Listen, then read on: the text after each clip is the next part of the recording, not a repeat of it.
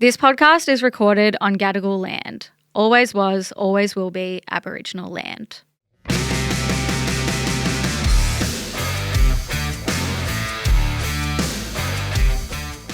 Hey chicks, I'm Sal. And I'm Al. And this is Two Broke Chicks, the show that shares life lessons and tips to help make you rich in life.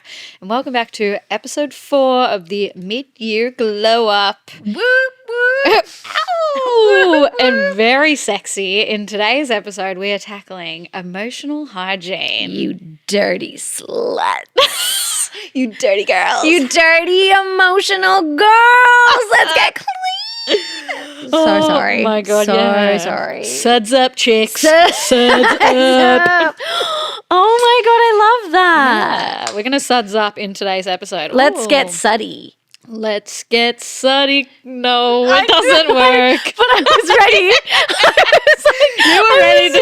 You were like, yeah. I was like, oh my let's get God. suddy girls. Suddy girls. Woo. I want to get suddy girl.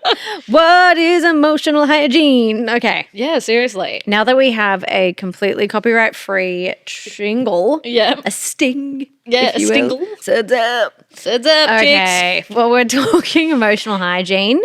You may have kind of heard the term hygiene being thrown into everyday things, for example, like sleep hygiene. Yeah. And now we're seeing this rise of the term emotional hygiene, which I'm very interested. I am keen to see what we're going to unpack today because I feel like I'm a little bit new to this concept. I feel like a little bit of an amateur, if you will. Maybe I have dirty emotions.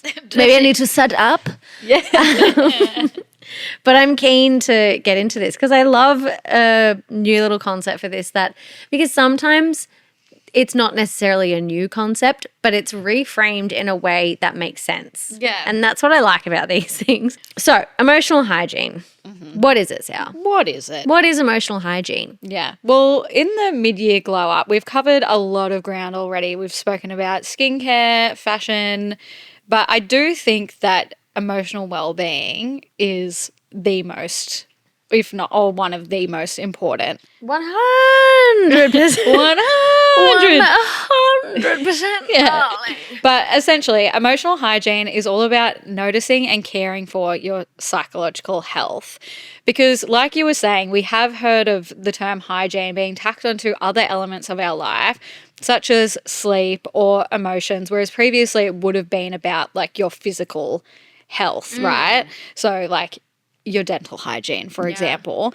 But I do think that we are now starting to take some of these things more seriously, even if they don't show up physically. We now understand that our psychological well-being is just as important as our physical well-being, and it actually has a huge impact on how we feel physically. Well, it's all intertwined. Yeah, it's all a rich tapestry. as There we you like go. to say. As we like to say. And there was this Substack called Milk and Cookies that describes the concept well. Emotional hygiene is a bit like brushing your emotional teeth before your brain starts chewing on the wrong things. So it's an important skill to have, not only to keep ourselves grounded and at our best, but also to prevent emotional harm in the future. Because just like brushing your teeth, you're not necessarily trying to fix a problem that you have currently. You're brushing your teeth so that you don't get cavities in the future, which is why we need to have emotional hygiene. It's also about preventative measures Just as much as the current day. exactly. I also think for, the anxious or overthinking girlies, this can be, everyone basically. Yeah. This can be especially crucial to get right.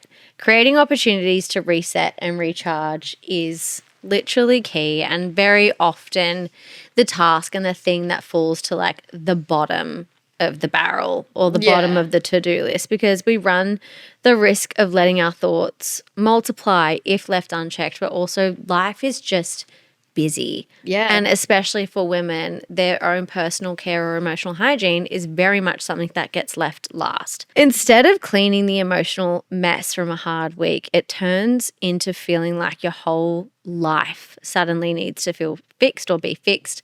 And it kind of tunes into that like peak time theory we were talking about of, if two things happen bad in the week, feeling like the whole week was bad, but not wanting to sit with those emotions or understand or even focus on the good things or bring that in, it becomes a whole picture thing. Yeah. When really it's potentially not. And so research shows that people are feeling at least one emotion around 90% of the time. So becoming a master of your emotional well-being is huge in self-care because it allows you to identify what you're feeling.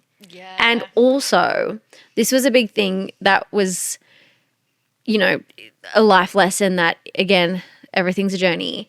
Wouldn't say I'm like 100% there, but realizing that I'm also not my emotions. Yeah. So a lot of the time we identify as what we feel rather than our feeling being a feeling. Yeah. So for example, let's use anxiety because that's so common and understandably so, that it's like, you know, I'm really anxious. I'm an anxious person, or I'm anxious. You're not anxious, you're feeling anxious. Yeah. That doesn't in any way diminish the emotion, but it does establish your control over it and your ability to identify that you are feeling an emotion. You are not the emotion. And that's something that's definitely been like, I'm so angry, or I'm so upset, I'm so hurt. But I'm feeling so hurt because what has caused that? You know, I'm feeling so anxious because what has made me feel anxious. And building that emotional hygiene to identify what you're feeling is such a strong tool to be able to navigate yourself out of those waters if you're not, because it's going to happen. Yeah. Like, we're not going to be, as much as I would love to be like, I'm happy rainbows and I'm listening to I'm Walking on the Sunshine every day. Yeah. Had that on karaoke, slayed it every time. That's just not going to happen. Yeah. So knowing what you're feeling, and I have always had this thing where I'm like, oh, I feel this way and I don't know why. Yeah. And that's like been a thing that I've had quite often throughout life, being like, I feel stressed. Or like being like, I'm stressed and I don't know why. Yeah, and what I is sit it? there and I try to make myself, and I'm like, what is it again? And I'm like, why? And I have to remember why I'm stressed, you know, and which is, you know, probably a whole different ball. I was going to say ball cake. That's a whole different ball cake. Game. That's the saying, isn't it? It's a whole different. It's a whole different ball cake. It's a whole different ball cake. Yeah. But yeah, understanding your emotions and where they're coming from and why they're happening is like the first step. And also realizing that you're not your feelings. Like, I was listening to this philosopher that whenever I say that I sound like a knob. Sorry. But his name's Alan Watts and I love him. Don't know that much about him, but I just listened to his like talks, and he was like, I think he was a Buddhist and he used to take magic mushrooms and shit. But some of the shit he came out with, I was like, 10 out of 10, Alan. Yeah. Great work. Yeah. And one of them was that your feelings are never wrong. Like, your feeling to feel a certain way is never a right or a wrong thing. Your reaction is. So it's never, like, you're never guilty or bad for feeling a certain way about something, but what you do with that feeling is right or wrong. Yeah. Depending on, you know, where What you it sit is. value-wise. For example, if, let's say, I was feeling jealous of a friend. If I felt jealous and let's say they were hanging out with someone else and they didn't invite me. This is a very hypothetical situation. Yeah. And I felt jealous and I was like, oh, they've hung out, they didn't invite me. Like, I would have loved to go to the markets, but blah, blah, blah, blah, blah. Maybe they didn't even plan that. Maybe they just bumped into each other. Whatever. I don't know. I'm just having a jealous feeling, right? Yeah. I'm jealous because I wanted to go. That's okay that I feel jealous. What's not okay is if I then planned a dinner and invited a bunch of people and then didn't include them and never said a single thing. Yeah. And I like got revenge. Like, that kind of, that's what I'm meaning in terms of emotional hygiene, is recognizing an emotion, sitting with it and letting it go, okay, this is actually an emotion I even want to act on versus might just need to go to bed and wake up and sit on it. Yeah, exactly. I also do think a part of that, which you mentioned before, is, recognizing those emotions that you are feeling, but paying attention to the patterns that are happening. Because I think that some people are more prone to certain emotions. So whether that is feelings of anxiety or sadness and depression or anger or jealousy. And if you notice that there is a pattern that you're feeling a certain emotion a lot and quite regularly, then it's like, okay, well, what will I do about that? What is the solve of that? Like, why do I feel angry a lot of the time, or why do I feel jealous a lot of the time? Why are these emotions that I'm feeling a lot more compared to some of the others? And what are the steps that I can take to maybe improve my relationship with those feelings, whether that is, you know, like going to talk to somebody about it, going to seek professional help? Because I saw this study from the University of Sydney, and they found that on average in Australia, it takes people 12 years to reach out for help when they're experiencing a certain mental health issue or addiction issue. Oh my gosh. Yeah. And I think that like a lot of people probably could relate to that, because I think we wait until we've hit, you know, rock bottom in quotation marks before we get help, rather than, so it's like we wait to get our wisdom teeth taken out instead of going and getting your dental hygiene checkup every 6 months. Yeah. Or brushing our teeth. Yeah. For you, what's like one of the first signs that you've not been prioritizing your emotional hygiene and might need a reset? I would say, because I do definitely feel anxious a lot. And so it's if I notice that I'm just waking up feeling anxious and nothing's happened. And I'm like, okay. Because I know that there's certain things that will trigger feelings of anxiety within me. But if I'm waking up and automatically feeling anxious, and I'm like, okay, I probably haven't been prioritizing my sleep or putting in, you know, some boundaries in place to have a bit more like balance in my life, or, you know, I've fallen out of my gym routine and doing that because that always makes me feel good. So I try and like keep track of, or I will take stock of like what I've done for the last week. And I'm like, okay, have I not gone to the gym, or have I not, you know, have I worked a little bit later, or have I not spent time with friends? And try and have a look at some of those behaviors and the things that usually make me feel good, and then try and introduce those. What about you? For me, it's definitely like my physical space. Yeah. If my like if my like home is messy, I'm like, okay.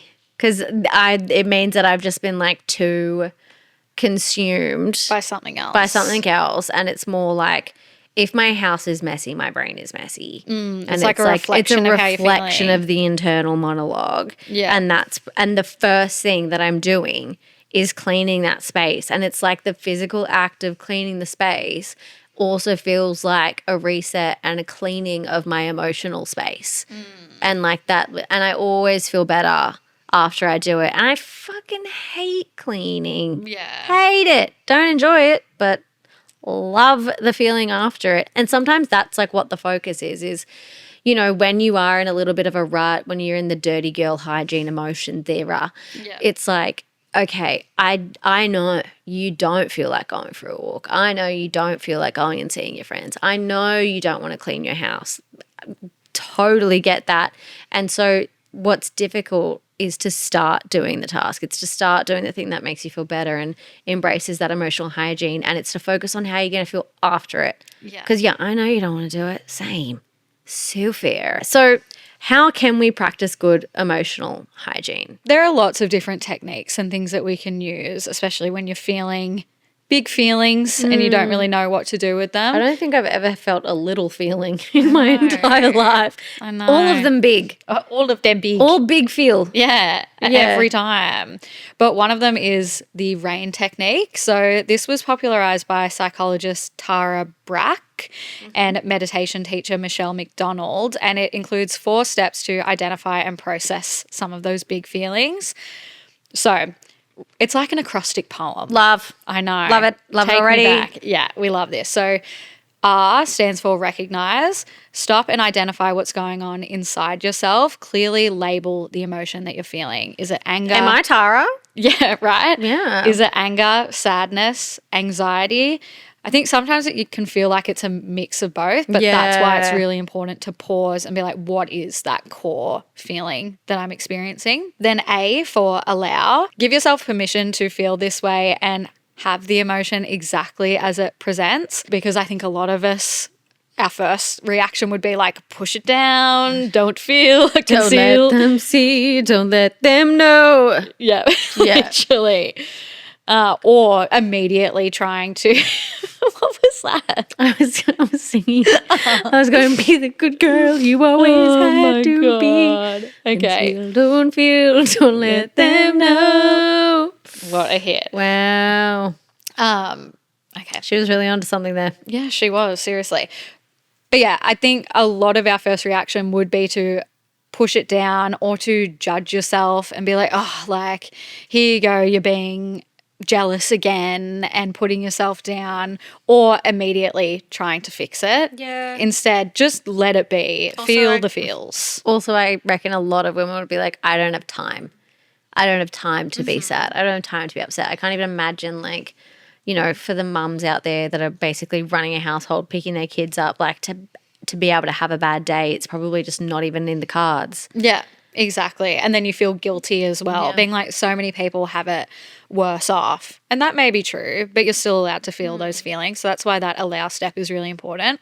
Then I investigate with gentle curiosity, see if you can start to figure out what's making you feel this way. So it's kind of like what you were saying before, when you have those feelings of stress, of anxiety, and you're like, what is it? There's something. But actually listening to yourself and trying to get to the bottom of it. And then the final step, N, for nurture, give yourself some radical, unconditioned self-compassion and care. So it could show up as a physical action, like holding a hand to your chest, or repeating assuring affirmation to yourself, or splashing cold water on your face, or eating a sour lolly. That can be really helpful if you have experiences of anxiety, because it gives your brain something to kind of focus on instead and can calm you down. But figuring out whatever that is and just making time for yourself. I also think a really big part of emotional hygiene isn't figuring out what's made you sad, but it's also figuring out what makes you happy. I kind of feel like that's the part of this that maybe gets left out of the conversation, and especially as adults, and this is just me like broad spectruming here, but I would say most adults could very easily list what makes them stressed versus what makes them happy. And I don't think people would be able to list as quickly or as thoroughly what makes them happy in life versus what makes them stressed. Especially for day-to-day things. You probably could mention some of those big picture things that you love to do, but in terms of, I'm sad, what's my immediate go-to happy fix? Yeah, there is like a stress, happy, emotional hygiene deficit that you know what's going to stress you out. You know what makes you stressed, whether it's work, whether it's running late, whether it's a messy house. But when someone says, well, what makes you happy? And your mind goes blank, that's not good emotional hygiene. That shows and tells you that you need to figure out what are your, and I'm not talking coping mechanisms either. I'm not talking things that are going to get you out of bad feelings, like, well, there's no such thing as a bad feeling, but I'm not talking things that are going to get you out of, you know, feeling overwhelmed or feeling anxious or feeling stressed. I'm talking about like what takes you from neutral. What takes you from neutral to happy? What just genuinely brings you joy? Yeah. And I don't think we understand or explore that enough or prioritize that enough. And to be able to choose those things and choose happiness habits or tasks or whatever is genuinely why emotional hygiene is so poor as adults. You know, like being able to wake up and really appreciate your morning coffee, or listening to a song and you go, oh, I haven't heard this song in ages. I love this song, and turning it up, like really popped that.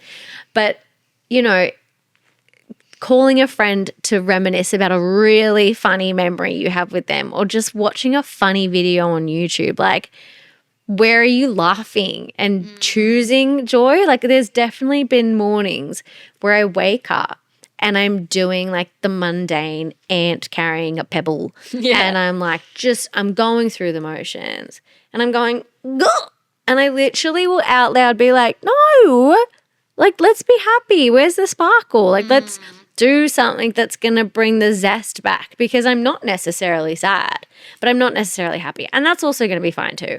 But where are the things that I'm going to be like, tee ha ha? Like, let's make it fun. Yeah. It's like prioritizing the things that when you were young and you imagined what adult life would be like and doing that. Yeah. So is it go to the movies, get all the lollies. I bought like Exactly. $25 of lollies on the weekend and I made a lolly jar. Half of it's gone. 10 out of 10. Highly recommend. So when about developing your sense of understanding, giving compassion to others, but also to yourself, like, would you talk to a friend the same way you talk to yourself? Is that very common example that people throw around? But you can try what's called emotional archaeology. Jurassic Park theme song. I was thinking The Mummy. Oh. Yeah. Hot. Yeah. Yeah. Yeah. Now I'm locked in. Oh, yeah. So think of your emotional landscape as an archaeological dig. The present moment is like topsoil. It's what we see, what we experience directly. Underneath the topsoil lies layers of history, like childhood experiences, past friendships, relationships, and significant life events. A mix of joyful and likely less joyful, painful things. These experiences, big and small, leave marks. They become ingrained in our emotional memory, influencing how we perceive and react to the world around us. It's not that we're consciously like reliving those past experiences, but the emotional residue is there. So ready to kind of influence how we live and react in present day. So understanding that our reactions have roots.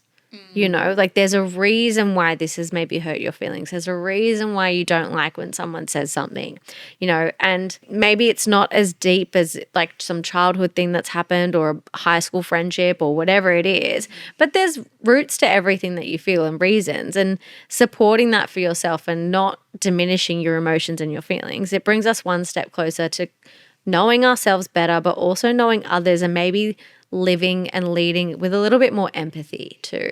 Yeah. Yeah, I agree. To yourself, but also to the people around you, because everybody is having their own experiences with their emotional hygiene. And I think that's the thing, like your emotional hygiene is your responsibility. Nobody's going to come and brush your teeth for you. Damn. I know. I would love that. Yeah. But I think I'm talking literally too, by the way. I would love if someone just No, same. That's exactly. I was imagining him Wallace and Gromit when he wakes bed up. And I've had like a little hot chocolate and I realize I have to get out of bed. I know. It's tough. It's tough. But that's the thing. Nobody is going to come and do it for you, and your emotional hygiene is the same. But that doesn't mean that you have to do it alone. If you have listened to this episode and you do some of these, you've used some of these tactics like the rain tactic, or, you know, you've really tried to do a bit of a stock take on how you're feeling and some of those like patterns of emotions that you have been feeling, and you've noticed, you know, a bit of a trend, or, you know, maybe you're just not feeling your usual sparkly self. Like, there is no shame in speaking to the people around you. If anything, it is so incredibly brave and important to speak to people around you about how you're feeling, but also to reach out for help. And there are so many amazing resources in Australia that can help you do that. We've put a list of free resources and helplines in the show notes, because yeah, I do think that whilst, you know, so many of the practices and things we've spoken about in today's show are helpful, if you are having, you know, genuine experiences of mental health, which so many of us do. No shame. Yeah, it's very, very worthwhile and helpful to speak to somebody else. And absolutely. Yeah. Love you, chicks. Love you. Your homework for today's episode is to write down 3 to 5 things that actually make you happy. And then you have to do like 2 or 3 of them every single day. And I'll check. And feel free to share them in the comments, because we love all the ideas. Spread the joy, chickies. Spread the joy, spread the laughter, spread the kisses. All right. Bye, honey. Thanks for having us in your ear holes. We love to be here, and we'll see you back for episode 5. Bye. Bye.